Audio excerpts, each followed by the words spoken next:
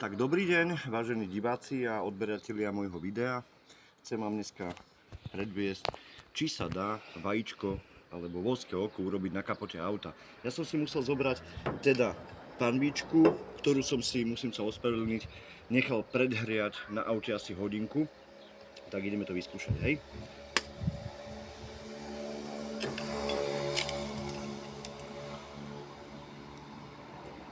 Tak, a som zvedavý, koľko budeme čakať. Dúfam, že to nebude hodina, lebo som aj hladný. Viete, keď idete niekde po ceste a ste hladní, takto máme auto o chladničku, takže vajíčko si môžem tam do nej dať a uvidíme. No.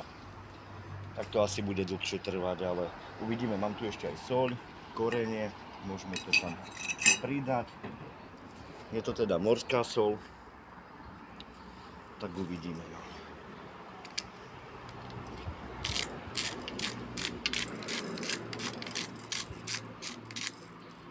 To nám stačí, si myslím.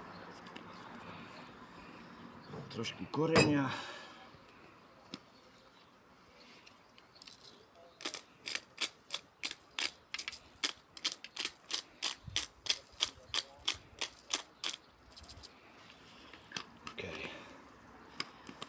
No a teraz už len čakať, kým sa nám to spraví, že? Dúfam, že to nebude hodina ďalšia, lebo to by som si mohol ísť kúpiť hambač do mekáču.